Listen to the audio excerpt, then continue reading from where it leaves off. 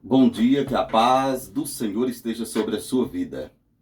Eu estava aqui meditando na história de José do Egito e creio eu que foi revelação de Deus passando por minha cabeça, eu imaginando aqui como foi a situação de José quando foi lançado dentro daquele poço pelos seus irmãos, por inveja, é claro, né? E José ali dentro daquele poço e pedindo a Deus um milagre.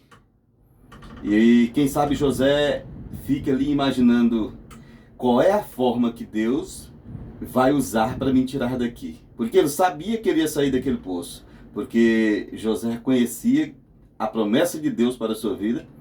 E o homem que tem fé, quando Deus o faz uma promessa, ainda que ele esteja no fundo do poço, ele continua acreditando, porque ele sabe que as promessas de Deus não podem falhar.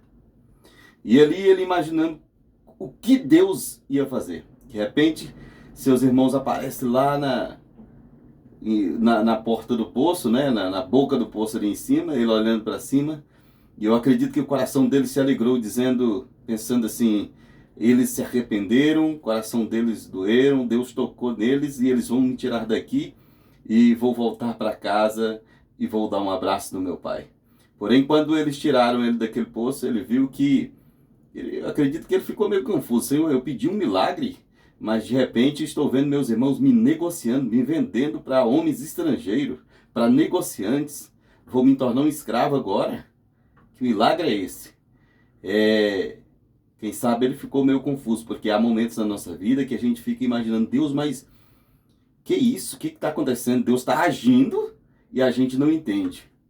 Mas o certo é nos calar e deixar Deus agir, porque Ele tem um lugar para nós e nós temos que chegar no lugar onde Deus preparou para a gente. José é vendido, mas para ele era melhor do que estar no poço.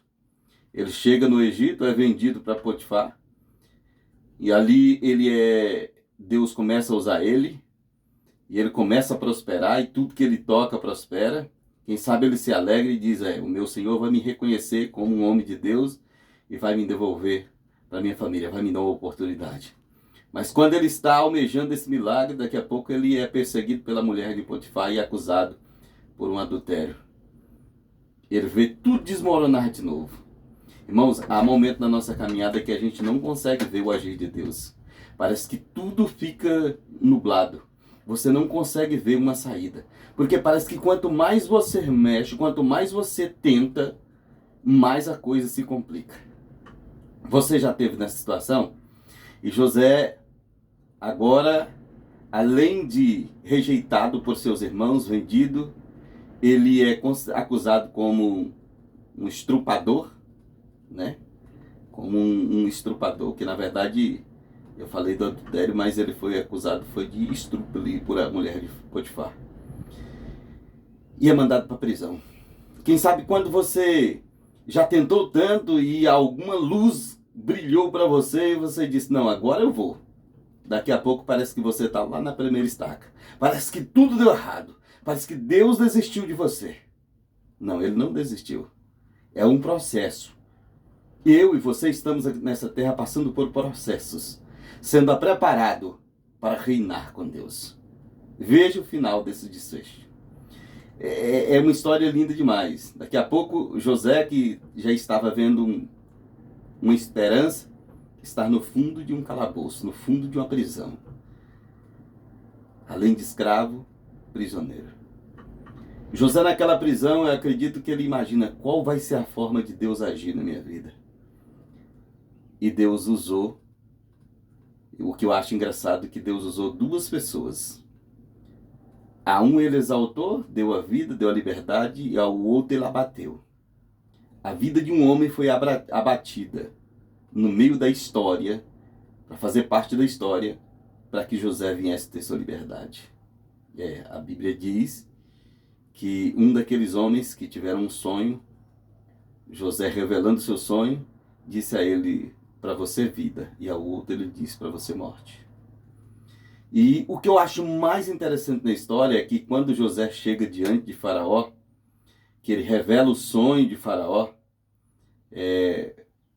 apesar de ter sido esquecido por aquele que ele revelou o sonho ali na prisão, ele disse: lembra de mim quando você estiver lá fora.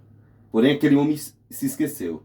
Muitas vezes nós parecemos ser esquecidos por alguém, por um amigo, por alguém que nos faz uma promessa. A gente fica até assim meio zangado, contrariado com aquela pessoa.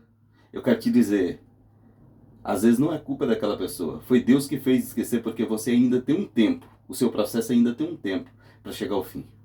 José ainda tinha que passar um tempo ali. A hora certa não tinha chegado. José é levado diante do rei, revela o sonho do rei, estou resumindo.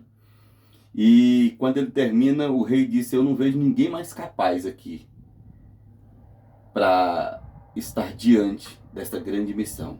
Você. E a Bíblia diz que o rei do Egito, Faraó, ele nomeia José como governador. E abaixo daquele rei, José era o primeiro. E ele coloca tudo sobre a administração de José.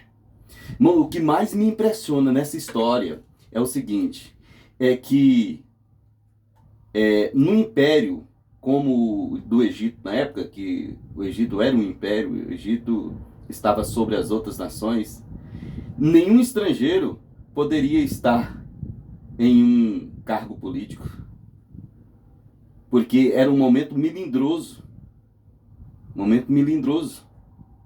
Um estrangeiro estar em um cargo político poderia ser a derrota deles, poderia ser uma armadilha, ele poderia fazer uma armadilha, né, para derrubar o império. Mas Deus fez ele chegar em um lugar que não era possível.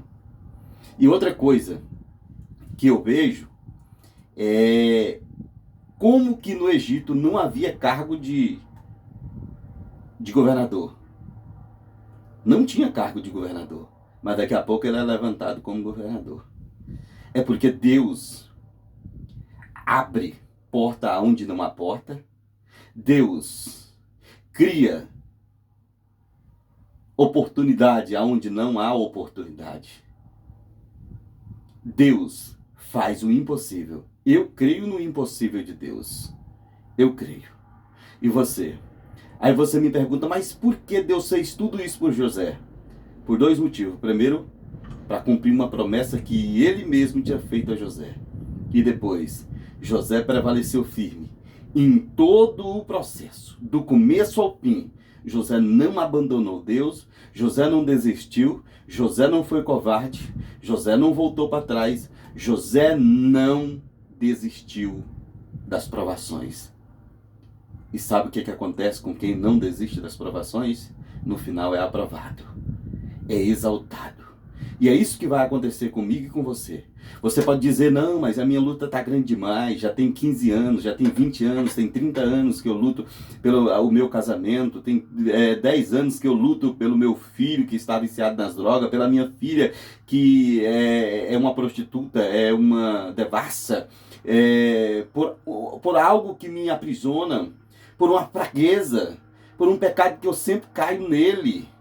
Já tem muitos anos que eu luto e não consigo ser liberto, eu não consigo alcançar o meu milagre, eu não consigo a minha vitória. É uma causa na justiça que estou lutando, é um problema de saúde, é uma enfermidade. Lembra?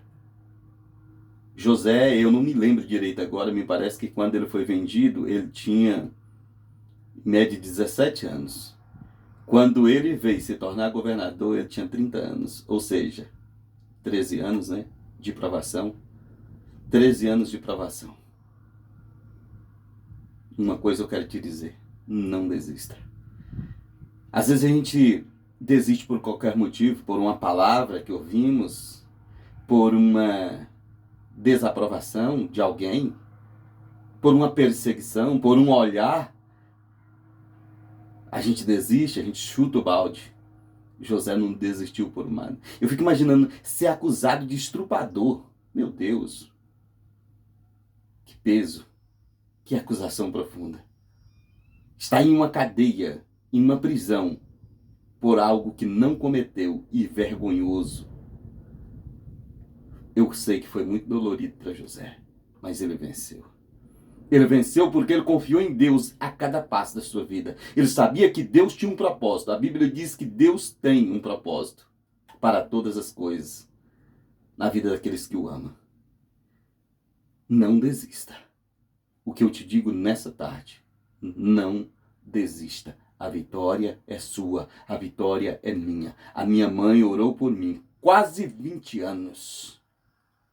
Hoje eu tenho média de 3 anos que estou firme na presença de Deus. Porque eu tinha uma promessa e ela agarrou nessa promessa. As pessoas diziam para minha mãe assim: desiste, isso não vai dar em nada, você está quebrando cabeça, você vai perder seus dias de vida, vai embranquear sua cabeça. Desista disso, não vai dar em nada, ele não muda.